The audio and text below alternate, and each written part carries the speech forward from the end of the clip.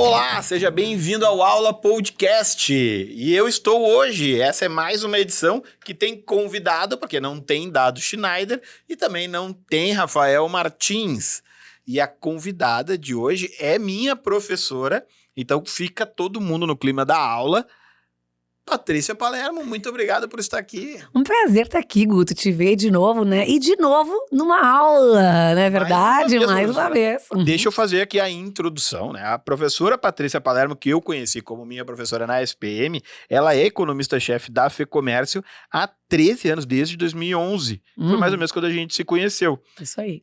Tem a sua carreira como palestrante, né? Da PIB Consultoria e Desenvolvimento e também é professora da Faculdade de São Francisco de Assis, e eu lembro que a gente, em um momento eu vou perguntar sobre isso, esse paralelo entre SPM e Faculdade de São Francisco de Assis, e também agora professora da PUC, com 2 décadas na SPM, Uniriter, e também antes da FEComércio, era da Fiergs.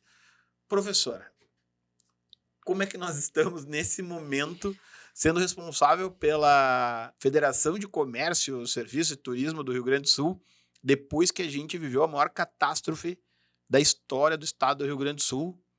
Em que pé estamos? Guto, vamos começar ajustando uma coisa na fala, né? Todo mundo está dizendo na maior catástrofe do estado do Rio Grande do Sul. Eu não tenho dúvida que isso é a maior catástrofe do Brasil. A gente não teve algo... me dá alguma coisa parecida com isso, tá? Ontem eu fiz um post no meu Instagram, né? E... aí eu falei assim, olha, há um mês atrás, a gente estava no nosso pior momento aqui. Nosso pior momento aqui, a gente teve quase 600 mil pessoas desalojadas de casa, 80 mil pessoas em abrigos. Quando é que a gente teve algo semelhante a isso, né? A gente teve uma população de mais de 2 milhões de pessoas impactadas. A gente tem hoje em estado de calamidade mais de 50% do PIB no nosso estado.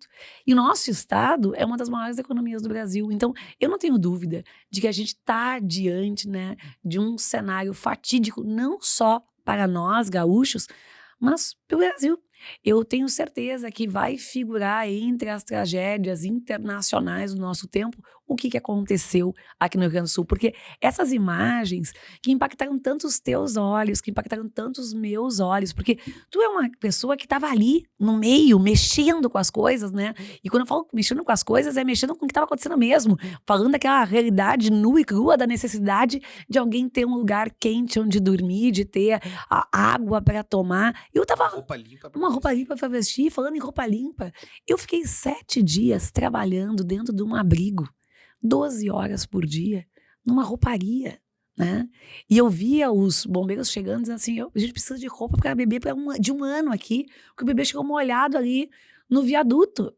Então, tu fala, me arrepio. Isso que a gente viu... Eu vi uma mulher passando com umas roupas de bebê, e aí eu perguntei, pra que é isso? E ela... não, é uma mãe que tá aqui no abrigo e vai ganhar trigêmeos agora. Eu fiquei, né, trabalhando no abrigo da Sojipa durante 7 dias, né? E a gente tinha lá uma menina que ia nascer nos próximos dias. A mãe grávida tinha saído ali da Vila Farrapos e estava lá, esperando a hora da criança nascer, né? E essa criança ia nascer aonde? Ia nascer no meio daquele caos que a gente estava vivendo, né? Então, a gente que viu e viveu essas cenas, né? Não tem dúvida de dizer que aquilo ali foi uma tragédia humana na sua essência, né?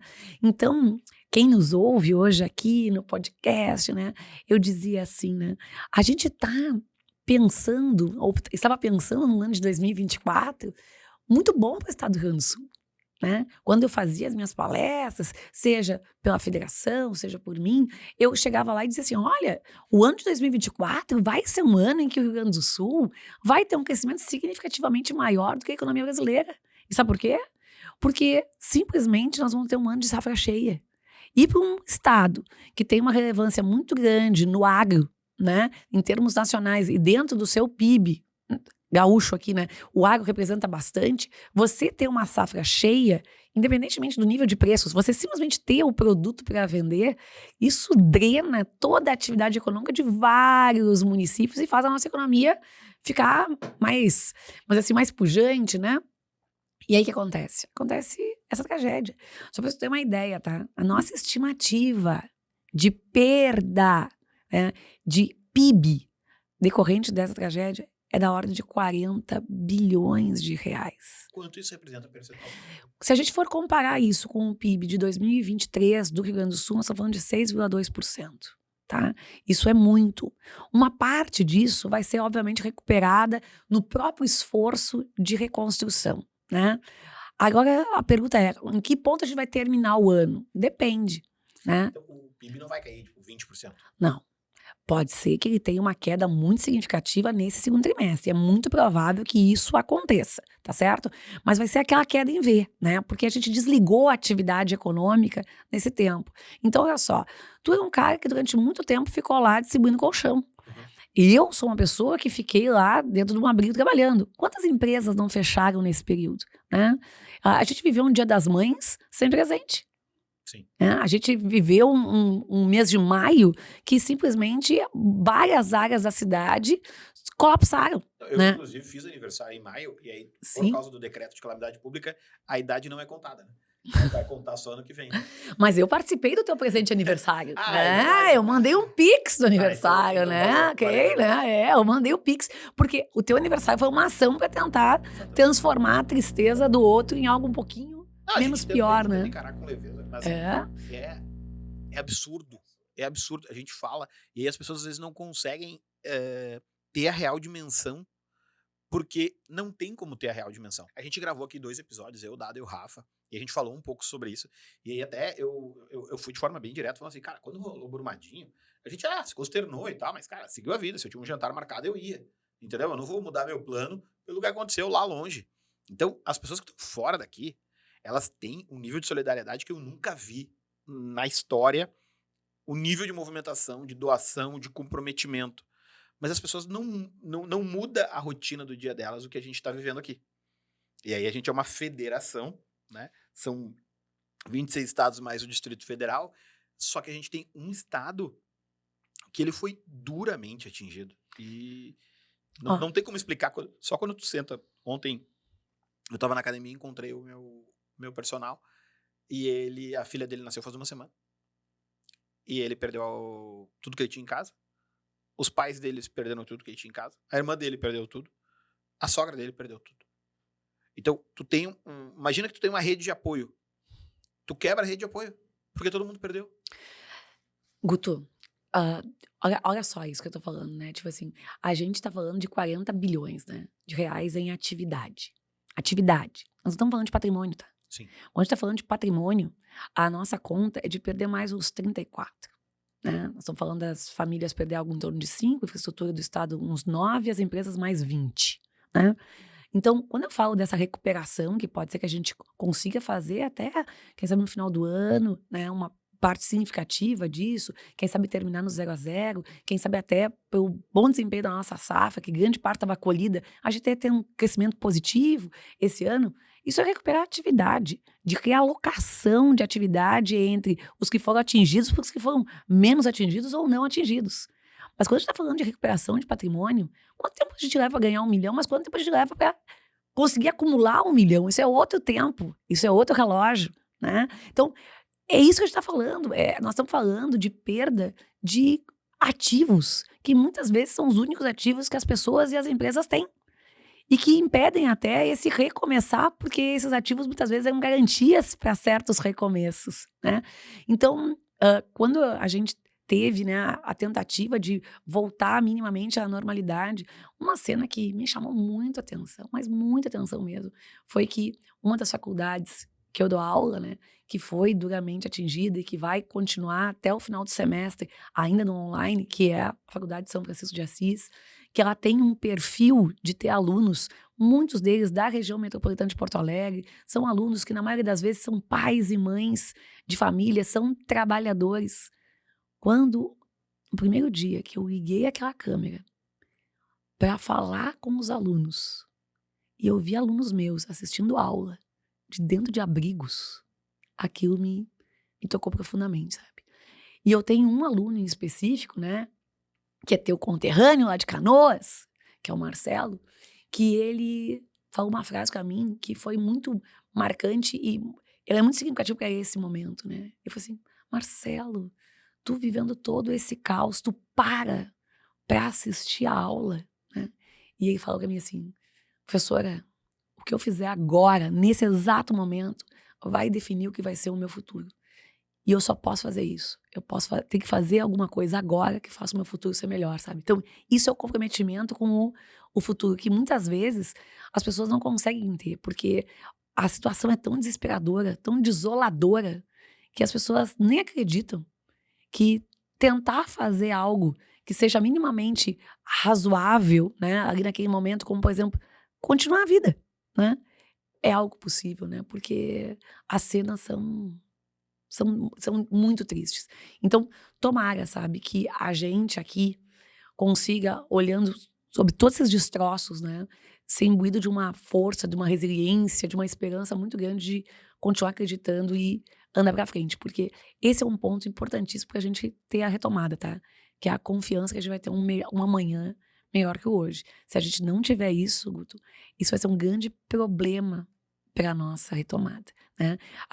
Quando a gente olha essa perda de atividade econômica que a gente teve nesse período, uma parte, obviamente, foi porque as empresas estavam impedidas de funcionar. Inacessíveis, né? Outras tiveram redução da sua atividade. Mas outras atividades, por causa de faltou água, faltou luz, faltou funcionário, faltou matéria-prima, mas muitas delas não operaram na sua capacidade máxima porque faltou demanda, né? E faltou demanda porque teve um estado de consternação. A gente começou a se sentir mal De consumir. de consumir, mal de estar feliz, né? Se a gente olhasse ali, por exemplo, as estéticas, né? O que aconteceu com a venda das estéticas no estado do Rio Grande do Sul nesse período do mês de maio? É desolador, desolador. E por quê? Porque tu ficava envergonhada, né? Vou fazer a unha com alguém debaixo d'água, vou fazer o cabelo debaixo d'água. Só que o problema é que lá naquele salão de beleza tem uma manicure, tem uma cabeleireira, né? Tem uma massagista, que também tem uma família para sustentar, né? Então, assim, ó, a gente tem que virar essa chave do estado de consternação e seguir adiante para a gente conseguir fazer com que quem não foi afetado consiga puxar, né? Quem está ainda num processo de recuperação. Professora, como é que a gente chegou nessa situação de não ter infraestrutura mínima funcionando? Porque quando a gente observa, as pessoas falam, essa tragédia seria evitada. É difícil a gente falar que tudo seria evitado. Eu separo pelo menos em 3 blocos, né? O bloco da Serra Gaúcha, que a gente tem, na verdade, a terra mexendo, né? É deslizamento de terra. Isso, são 3 é exatamente isso, são 3 tipos diferentes de ação da natureza sobre nós, né? Então, esse era muito difícil da gente É os evitar. deslizamentos, a enxurrada e o E a alagamento. enxurrada também não tem como evitar. Talvez o que a gente tenha que fazer é mudar as regiões urbanas das cidades próximas aos rios. Mas a catástrofe humanitária em volume de pessoas, ela se concentra na região da Grande Porto Alegre, aonde tu tem de Porto Alegre mais ou menos até o Vale dos Sinos, provavelmente aí 500.000 de pessoas diretamente afetadas de forma muito grave. De forma muito grave. Onde eu pego o recorte ali de Canoas, que é a minha cidade, tem 148.000 pessoas que tiveram que sair de casa e que quando voltaram... Não tinham casa. 3 semanas depois de 1,5 metro a 5 metros de água. Então, aí tu não tem mais a casa, né? Tu tem aí paredes, né? Tu não tem mais às vezes, né? Às vezes. Tem a Fê, que ficou 28 horas no telhado junto com a família e a gente ajudou a acolher ela. Quando ela foi limpar a casa, ela falou assim, a gente terminou de limpar, a gente foi olhar, tava pingando no teto. A lama entrou no forro. Sim. Nós tivemos que tirar todo o forro. No Sarandi aconteceu a mesma coisa. Então, assim, esse tipo de fenômeno aconteceu. E aí, esse alagamento da região metropolitana, ele tem uma tecnologia construída na década de 70 para ter bombas e o tal do muro. Então, que na real ninguém sabia muito bem. Eu não sabia o que era DIC, né? Fui aprender no meio dessa loucura. Por que a gente não tem investimento em infraestrutura no Rio Grande do Sul se a gente é uma economia forte? Como que a gente chegou aqui? Vamos lá, então, né? Que nem você falou, né? A gente tem 3 eventos aí totalmente diferentes. Então, quando a gente pensa nas enchentes do Rio Grande do Sul, a gente tem que cuidar o balaio que a gente enfia, né? Que é a mão aí, porque a gente pode pegar coisas que são distintas, né? Quando a gente tá falando, por exemplo, dos deslizamentos de terra, nós estamos falando efetivamente de terra cair morro abaixo. Então, isso foi o que causou muita interrupção de estrada e assim por diante. A Serra Gaúcha foi muito atingida por esse tipo de evento. Quando a gente olha a questão das enxurradas, é os rios nos vales tomando outros cursos, né? Então, isso vai fazer a gente ter que pensar, né, sobre localização de certas cidades, né? Os rios estão mostrando que estão vindo com mais força e estão tomando espaços que não eram seus, né? Por exemplo, eu estava ouvindo esses dias um amigo meu falando que a Havan, lá do Vale do Taquari, quando foi fazer o estudo de determinação de localização, eles estudaram essa questão do rio, né?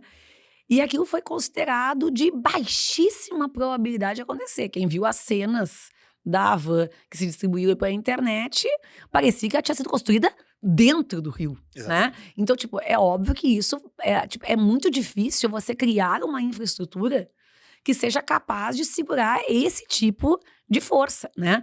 Aí nos deslizamentos, tu ainda tem alguns mecanismos de tentar controlar. Eu aí da minha ignorância aqui, né? Eu acredito ainda que nos deslizamentos ainda é mais fácil de tentar ter algum tipo de medida de contenção do que no caso das enxurradas, como aconteceu lá no Vale do Rio Pardo, no Vale do Taquari. Mas Porto Alegre e a região metropolitana foi alagamento. Foi o nosso sistema não funcionando a pleno e falhando na sequência, né? Então, assim, a gente não tinha... eu ouvi várias entrevistas de várias pessoas que são entendidas no negócio, né? Eu sou simplesmente aqui uma replicadora, né? O nosso sistema não é um sistema ruim. O nosso sistema é um sistema que tem qualidade. Mas o nosso sistema, primeiro, ele não estava funcionando a pleno. E depois de ele não ter funcionado a pleno, tem alguns momentos que ele colapsou. Sim. E aí a gente... A luz de emergência não estava ligada na tomada. Daí quando faltou luz, não estava na tomada. E aí vem uma reflexão, né, aqui, né? Tipo, ao longo do tempo, nós, e eu falo do Estado brasileiro, do Estado do Rio Grande do Sul, e vai chegar, obviamente, da Prefeitura de Porto Alegre, de todas as outras cidades, né? A gente foi tendo as nossas contas públicas consumidas por gastos correntes, né? E quando os gastos correntes começam a tomar cada vez mais parte do orçamento, o investimento, que é sempre uma parte discricionária, sempre que você pode discutir se você faz ou não faz, ele fica o quê? Ele fica alijado, né? Então, isso foi reflexo dessa questão, né? Dessa questão orçamentária também, né? Quando você tem que fazer escolhas, né? Vamos lá, bombas não batem na porta da prefeitura, né? Ok? Fazendo protestos, né? Mas a folha de pagamento leva pessoas a fazerem isso. Então, a gente tem que fazer escolhas ao longo do tempo, né? A gente vai ter que, ao longo do tempo, fazer ajustes nas nossas contas públicas para que os nossos gastos correntes não tomem parte cada vez mais significativa dos nossos orçamentos, para que a gente tenha recursos efetivamente aplicáveis nessa questão da infraestrutura, que ficou mais claro do que nunca que de proteção a gente precisa, né? A infraestrutura de proteção a gente precisa. Esses dias eu tive a audácia de escrever, né? Se a gente não convencer a todos que Porto Alegre vai se proteger de eventos como esse, nós vamos definhar. Porque a pergunta é, quem é que quer ficar numa cidade em que a gente corre o risco? Aí as pessoas disseram assim, mas é só tu mudar para um bairro mais alto. Mas tu corre o risco de ficar sem um aeroporto. Tu ficar sem a tua maior fonte de abastecimento de pessoas vindas da região metropolitana, que é o Transurb, tá? Quem é que quer correr o risco de estar numa cidade que pode ficar isolada, né? Ninguém quer. Nós somos uma capital que mostrou que é extremamente dependente do Salgado Filho para abastecer o estado inteiro de pessoas, né? O estado tem um aeroporto. O estado tem um aeroporto. Santa Catarina tem... E a gente, 3, 4. E a gente aqui tá numa posição de que ficou muito claro para nós, que esse aeroporto, ele tá sujeito a um risco de isso se repetir se a gente não tiver um sistema que nos proteja. Então a pergunta é, né, será que alguém vai querer continuar investindo em Porto Alegre, né? Será que os nossos filhos vão querer morar numa cidade, né, que esse tipo de risco acontece? Né? Existe, né? De novo, ninguém está livre, né, da quantidade de chuvas que a gente está tendo, né? Os números foram alarmantes, né? Mas o nosso sistema não funcionou. Então, se o nosso sistema tivesse funcionado e funcionado a pleno, várias áreas da cidade não teriam sofrido isso, né? E, de novo, né, outra história poderia estar sendo contada. Então, agora, tem que estar entre as nossas prioridades, ali na posição 1, posição 2, essa questão de ter um sistema protetivo, crível, para que coisas dessa dimensão não se repitam, né? O muro, ele fez seu papel, né? O muro, a gente não viu água vindo por cima do muro, né? O muro ficou ali intacto, né? Só pra você ter uma ideia, né? Aquele muro, ele foi construído com um coeficiente de cagaço gigantesco. Eu sou casada com um arquiteto, né? Então ele diz assim, olha, quando os engenheiros vão fazer um negócio, se eles confiam no taco deles, eles fazem com uma medida de coeficiente de cagaço. Mas quando eles não confiam muito, eles triplicam isso, tá certo? Quando a gente tá falando de um sistema protetivo, nossa, o coeficiente de cagaço vai Gigantesco. lá em cima, né? Aquele muro da Mauá, ele foi feito com uma estrutura para aguentar uma avenida em cima. A Mauá é para ser em cima do muro. Daqui a pouco, num determinado momento, desistiram. Então, o muro tá lá, o muro ficou firme. Mas o nosso sistema de comportas, as vedações ali dos portões... Porque aquilo ali é uma única... foi A gente falou complicado, isso no outro episódio, que o muro, ele é uma parte visível de um complexo Com sistema certeza. que tu só vê o muro. Isso. Mas ele tem todas as outras bombas, que é o que aconteceu. Mas aí, vamos lá. Eu fiquei impressionada com o sistema, quando eu conheci o sistema, né? Eu disse assim, nossa, eu não sabia que ele era tão complexo e rico, né? Por volta de toda Porto Alegre, né? Mas, de novo, né? Não adianta ter algo que tem potencial de ser bom, se não é, né? E aí, professora, Se não funciona. falando do ponto de vista econômico, o Rio Grande do Sul, até a pandemia, ele pagava o salário do funcionalismo público parcelado. Como que a gente vai sair desse buraco? Não tem bala de prata. Não existe bala de prata. Eu vou contar uma coisa pra vocês aqui. Vou interromper. Aqui a gente interrompe um dos outros, tá? É a nossa maior crítica. Uma vez eu cheguei pra professora e falei assim, professora, se eu for candidato a governador, tu assume de secretária da Fazenda? E ela falou, não. Não, nunca, jamais, não. Porque não tem como. Não. Eu já tive 2 cânceres, não quero ter mais o terceiro, não tá louco. Foi essa a resposta. Não. Então, assim, ó. Mas como é que a gente sai dessa? Cara, não tem bala de prata, tá certo? E também não tem uma bola de cristal que vai dizer a resposta correta. Quando a gente fala sobre finanças públicas, as pessoas sempre pensam que é um grande nó. Não é um grande nó. São milhares e milhares e milhares de pequenos nozinhos que fazem uma grande teia. Nós somos um estado, né, envelhecido. A gente foi estado antes do que outros estados, tá certo? A gente foi estado antes de outros estados. Então a gente começou a história do gasto público muito antes dos demais, né? A gente tem uma estrutura de funcionalismo público muito mais estruturada, né, há mais tempo do que outros estados. Então isso está cobrando a nossa conta. Só que agora a gente tem que começar a pensar para o futuro. O Estado tem que ter cada vez mais, com as suas forças, né, dedicadas àquilo que é a entrega direta para o cidadão, né, nas suas funções elementares. A gente não pode ficar inventando de fazer coisas que não são função típica do Estado. Tudo que a gente puder fazer de digitalização, a gente tem que fazer. Tudo que a gente puder fazer para tornar, por exemplo, a força de trabalho mais eficiente, a gente tem que fazer. Mas a gente tem um passivo aí que vai demorar um bom tempo para a gente conseguir resolvê-lo, que é a Previdência. A gente não consegue demitir o funcionário que já está aposentado. Você entende isso? A gente tem uma proporção hoje de 2-1. Né? Para cada uma ativa, tu tem 2 aposentados. Então, e aí, como é que a gente resolve? Eu achava que era 60-40. Não, como é que a gente resolve? Entendeu? Então, isso vai demorar um tempo.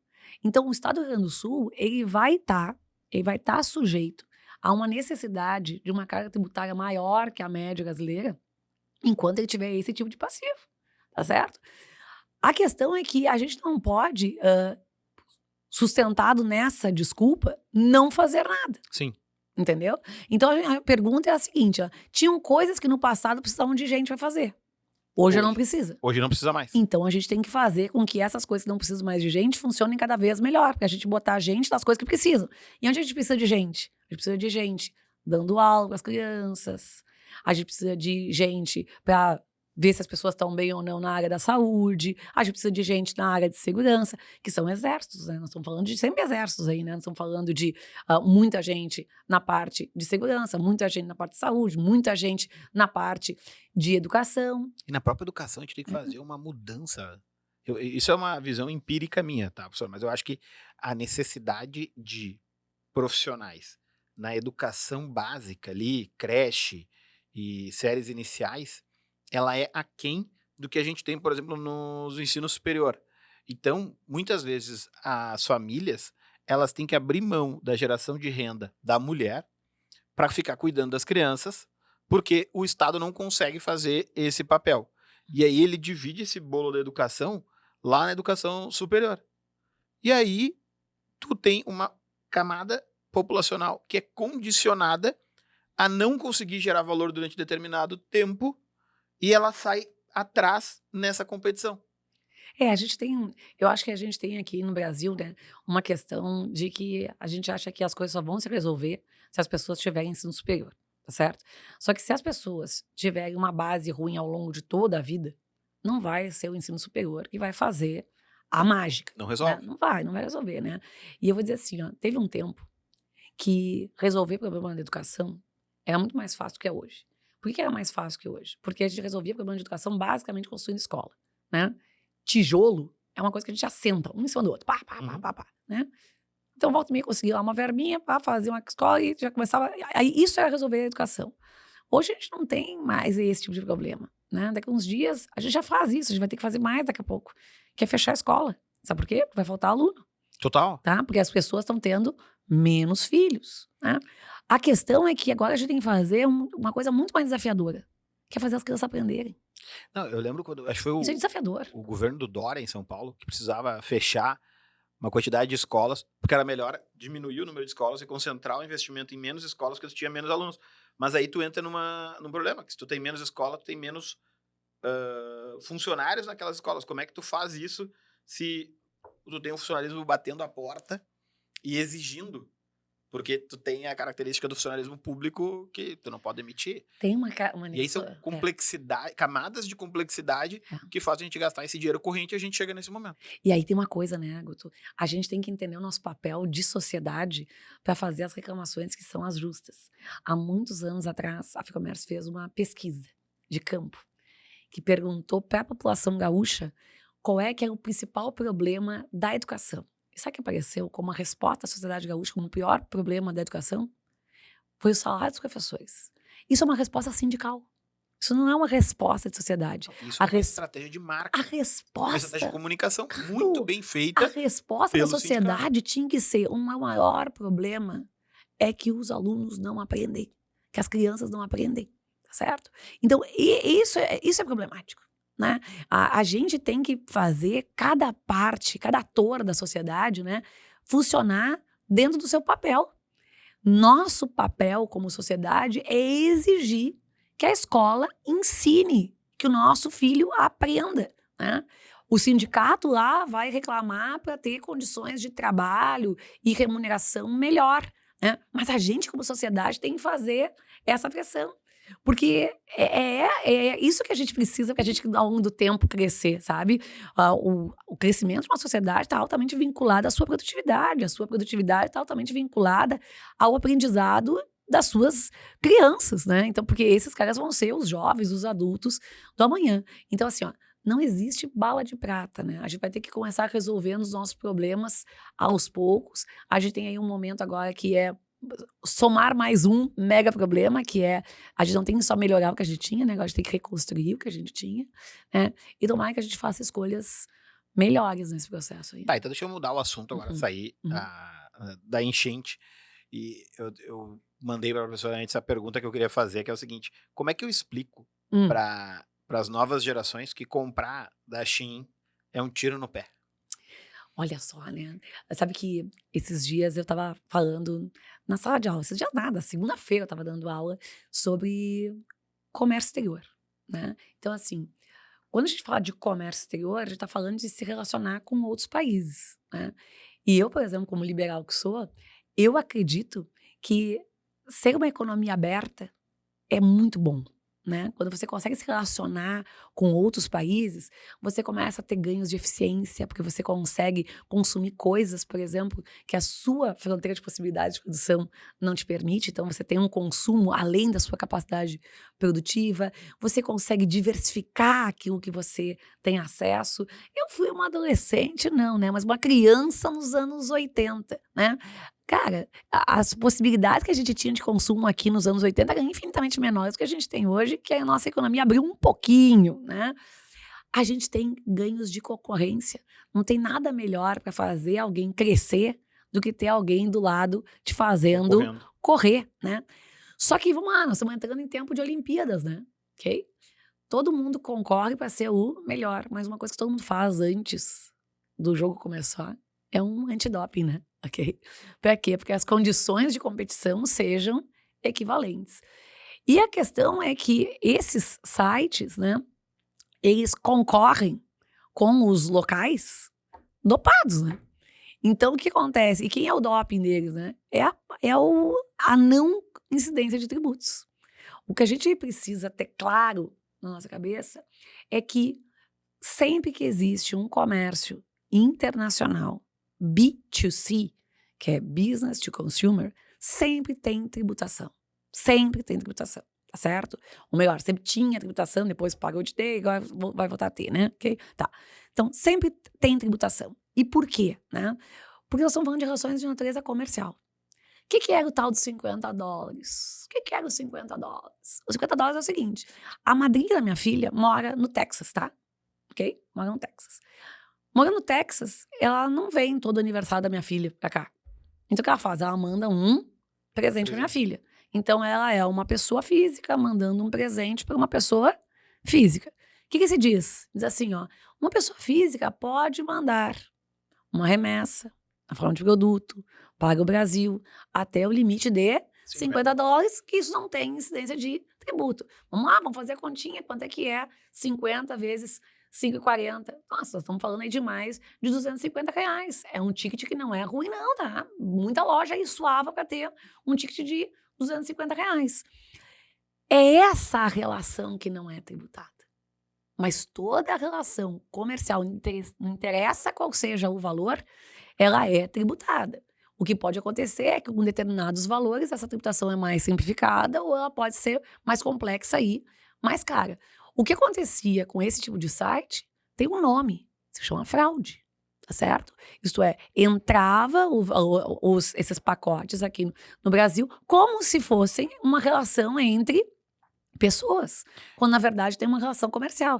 E aí a gente está falando desse comércio que acontece, né? Concorrer com outros comércios aqui que pagam tributações muito altas. Muito altas, porque a tributação no Brasil sobre consumo é muito alta. E aí, obviamente, você dá uma vantagem competitiva para esses sites que nem se compara o que é o local aqui. E aí tu me pergunta, né? Tá, e qual é que é a consequência disso, né? A consequência disso é que daqui a pouco você não vai ter mais os nacionais aqui tendo a possibilidade de atender, por exemplo, a pronta entrega. A gente vai perder, por exemplo, a vida de certos bairros que são dados pelos seus comércios. A gente vai perder, por exemplo, a riqueza de certos shoppings que vão dar pra gente um monte de conveniências, não só as lojas, porque esses partícipes desse mercado não vão ter mais como sobreviver ali. Guto, sabe quantos pacotes estavam entrando em média no ano passado no Brasil vindos desses sites? 1 milhão dia. 1 milhão de pacotes dia. Você tem ideia do que é isso? Eu tenho. Eu tenho, porque eu tenho reclamado bastante desse assunto há bastante tempo, e aí eu ouço algumas críticas de, não dá para ser liberal se tu não for a favor do comércio internacional. Ou outras coisas que falam, isso aí é para botar uma pressão porque a margem estava muito alta. E aí as pessoas fazem uma comparação com o produto que é aqui. Mas eu queria fazer um exercício, professor, de cálculo aqui com a gente. Uhum. Eu comprei uma blusa na China e eu sou uma empresa brasileira. Eu paguei $10 lá na China. Para ela chegar no Brasil, eu vou ter que pagar a logística, os $10 mais tributo. Uhum. Que vai dar no mínimo um 100% de tributo para chegar aqui. É, mais ou menos. Dependendo de como é que vai ser essa compra aí, tá? Mas vamos calcular então uns 50%. Então de $10 virou $15, tá? Aí eu tenho que nacionalizar, beleza, 15 dólares virou aqui, vamos imaginar o dólar a 5. Né? Vamos imaginar. Né? Não é, mas vamos imaginar. Dá R$75. Quando eu vou vender para o cliente final, eu tenho que ter o markup, que é a margem da empresa, a margem de contribuição, que não quer dizer que é a margem de lucro, e eu tenho que ter os tributos. Esse tributo para venda no cliente final, do preço final, é de no mínimo uns 25%. No mínimo. Então, se eu for vender a 150, 25% eu vou ter, porque o cálculo é feito assim, não é com base no preço de compra. Então, se eu vender a 150, 25% vai ser imposto. O que eu estou falando aqui, que desses é 37,5. Então, sobrou 37,5, eu fiquei com 122,50. 37,5 vai ser a minha margem de contribuição. Só que eu tenho que tirar aqui os custos de pagamento, que ali vai ter a margem do cartão de crédito. Porque se ficar em torno de 2%, a gente está falando de mais R$3. Então, já ficou 34,5.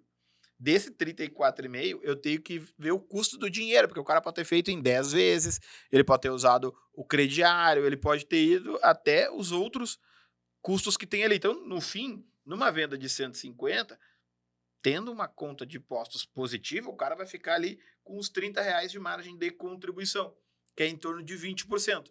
E em cima disso, ele tem que pagar o aluguel, ele tem que pagar a luz, ele tem que pagar o funcionário, ele tem que pagar todos os custos e vai sobrar a margem de lucro dele. Por isso que a margem histórica do varejo brasileiro, ela é no setor supermercado ali 1%, 2%, 3%. No varejo de moda, tu consegue ter uma margem um pouquinho melhor, uns 10%, 15%. Né? Mas normalmente esses 10%, 15% é porque tu tem o empréstimo do dinheiro e vira uma margem financeira de uma operação financeira e não de uma margem do produto. Muitos produtos giram com uma margem de 5%. E aí o cara vendeu por 150 e teve uma margem de 10%. Vamos imaginar aqui um caso bem sucedido. O cliente está comprando isso, $10, chegando aqui sem nenhum tributo por R$50. É isso. A mesma blusa. E quem é que perde nesse... Ah, mas o cliente está pagando menos, isso é bom. Tá, até aí a gente consegue ir. Mas e o resto? Olha só. Eu não consigo explicar isso. Eu tento explicar para as pessoas. É que eu acho assim, é que muitas vezes as pessoas olham e só vem a blusa, tá? Ok? Só vem a blusa. Tenta imaginar uma rua escura. Tá? Uma rua escura. Uma rua em que não tem mais comércios andando ao teu redor ali, tá certo? A pergunta é bom caminhar nessa rua escura? Não é, né? Pensa que todas aquelas pessoas que estavam trabalhando ali, deixam de trabalhar ali, tá? É bom estar numa cidade, uma sociedade em que as pessoas têm menos renda? Não é bom estar ali. Então, o que a gente tem que entender é que quando a gente compra alguma coisa em um lugar, qualquer coisa, a gente está alimentando sempre todo o ciclo produtivo que está ali dentro.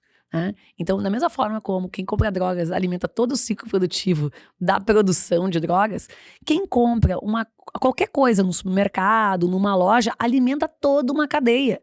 Então, toda vez que a gente deixa de alimentar isso, a gente também faz com que outros elos da cadeia sejam despedaçados, né? E daqui a pouco deixem de existir. Né? A gente tem que lembrar que, por exemplo, o varejo brasileiro, por mais que a gente conheça, né, as grandes marcas e tudo mais, ele é tipicamente o lugar onde a gente encontra os micro e pequenos funcionando. Né? Então, olha quanto a gente muitas vezes não tem emprego ali, mas a gente tem mão de obra ocupada, porque aquilo ali é renda de muitas e muitas famílias, aquilo ali faz a vida das cidades acontecer. Então, é óbvio que a gente precisa ter esse pensamento mais claro sobre isso. Mas aí vem uma coisa muito importante, né? A gente só vai conseguir ter esse tipo de pensamento, de não pensar única e exclusivamente no preço, quando a gente vai conseguir ver as consequências, por exemplo, ecológicas até de certos consumos que a gente tem, quando a gente não for pressionado a pensar sobre preço. E isso tem a gente é pressionado a pensar sobre preço num país que nem o nosso, muito em parte por causa da nossa renda baixa. Né? Uma renda média baixa das pessoas. Como é que a gente resolve esse problema ao longo do tempo? Só se tornando mais produtivo. Então volta àquela história anterior, lá no início, né?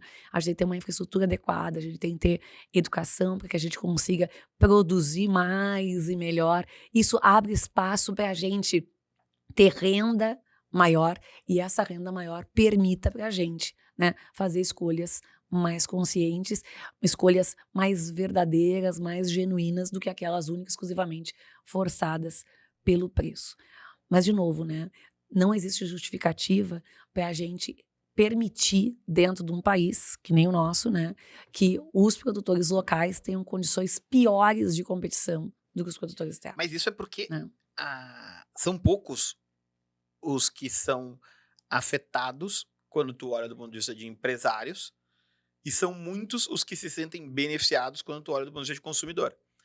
O próprio governo brasileiro, numa gestão do mesmo presidente atual, fez um acordo bilateral que tributou, que deu benefício tributário para o vinho importado, e o vinho importado paga menos imposto no Brasil que o vinho produzido nacionalmente.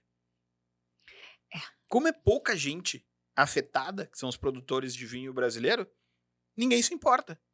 E a gente acha razoável isso. Então, o que eu sinto é que o que nos falta, claramente, é um letramento. Com certeza. Da mesma forma que a gente não sabe que precisa que a casa de bombas funcione para a cidade não alagar, a gente não sabe que existem condições comerciais que precisam ser iguais para existir a concorrência. Uhum. E a gente fica numa consistente falta de conhecimento que nos coloca, às vezes, debaixo d'água. Uhum. E muitas vezes a gente tem um viés ideológico, né, punitivo com relação àquele que produz, né? Porque a gente vive numa sociedade ainda que a gente olha o lucro como algo feio, como algo resultante da exploração, né? Enquanto que, na verdade, quem é empresário é aquele cara que teve na vida, em algum momento, a coragem de assumir um risco, né? Então, imagina, né? Agora, voltando lá à nossa enchente, né? É uma desgraça uma família perder um emprego. Mas imagina aqueles que perderam as suas empresas, né? Como é que esse cara recomeça, né? Quantos empregos dependiam daquele tipo de iniciativa, né? Então a gente tem que ter um olhar mais atento aí à questão das empresas no Brasil. E aí vem um ponto de novo, que é a questão das enchentes, né? Quando a gente olha nas medidas, a gente vê que as medidas de apoio às famílias, especialmente as mais pobres, né? Elas aconteceram e até com uma rapidez bastante significativa, né? A classe média está meio esquecida nesse processo como um todo, mas as empresas, até agora, foi muito pouco o que foi oferecido a elas de ajuda imediata, sabe? E isso é um problema. Sim, porque tu precisa pagar a folha. Com certeza. Se tu não tem o dinheiro entrando, tu não paga a folha. A gente pegar o exemplo do turismo, que é um exemplo que eu tô bem próximo, não foi turista. Uhum. Não entrou dinheiro. Não tem caixa. O cara vai ter que usar reserva. Se ele não tem reserva, não paga salário. E tem um outro problema, né? Um outro problema, que é o seguinte: quando a gente vai olhar o acesso a várias das medidas, elas estão restritas a municípios de calamidade, tá? E não a municípios de emergência. Quando a gente tem a parada do aeroporto, a gente tem uma crise sistêmica no estado do Rio Grande do Sul, né? Que é o Por exemplo, no caso da Serra Gaúcha, ali na parte do o turismo, né? turismo doméstico do Brasil, o Rio Grande do Sul é o maior mercado. Então, o que a gente tem com a crise do aeroporto Salgado Filho fechado, é o maior destino de turismo doméstico do Brasil, só é acessível via rodoviária ou com o volume de voos, que é o aeroporto provisório de Canoas, na base aérea, o de Caxias, eles juntos, eles conseguem ter no máximo 15% da demanda média do aeroporto de Porto Alegre. Pra gente ter uma ideia, né? A gente chegava ali, olhava Porto Alegre, a gente chegava a ter 165 voos diários, né? Na primeira revisão ali da malha para o estado do Rio Grande do Sul, foi aumentado por semana 116 voos. Então imagina, a gente não bota na semana o que a gente botava um dia. Não coloca. Né? E assim, eu hoje, especificamente hoje, completa 2 meses do meu último voo. E eu não consegui ainda comprar a passagem saindo de Canoas, que é do lado da minha casa. Eu vou semana que vem, eu tenho que sair, eu tenho que dirigir até Florianópolis, aí lá eu pego um voo para ir a São Paulo. Algumas pessoas não vão fazer isso, para outras é inviável. Uhum. E a gente tem essa crise sistêmica, né? Uhum. Mas eu quero trazer um outro ponto já, porque imagino que tá todo mundo te assistindo, não tá sentindo falta do Dado, não tá sentindo falta do Rafa, tá encantado com a aula que tu tá nos dando, e eu tive essa oportunidade quando eu fui aluno. Como que é, ao mesmo tempo, ter um papel que os teus colegas tornaram numa imagem que parece alguém mais sisudo, chato, quer ser o economista-chefe de uma instituição, mas ao mesmo tempo também conseguir explicar para várias pessoas de várias classes sociais diferentes, e também agora como palestrante, super elogiada, nos outros podcasts, eu estava vendo uns cortes aqui da professora com a Manu Bordache lá no que tem na sua carteira, e é muito bom te ouvir falar. Como é que é viver esses dois ambientes ao mesmo tempo? Olha, eu vou te dizer assim, ó, quando eu escolhi a minha carreira de economista, né, eu conto essa historinha assim que eu fazia farmácia e bioquímica, né, Guto? Né? Então, eu fazia farmácia e bioquímica porque lá no 3º ano do ensino médio, eu tinha achado que eu era boa em química. E achei legal estudar algo dessa área, né? Só que quando eu fui estudar de fato, eu via que eu estava indo bem nas disciplinas, eu sempre fui estudiosa, né? Mas eu não tinha muita sensação de aprendizado. Isso é fogo, né? Porque assim, aí você fica com a síndrome do impostor muito presente na sua vida.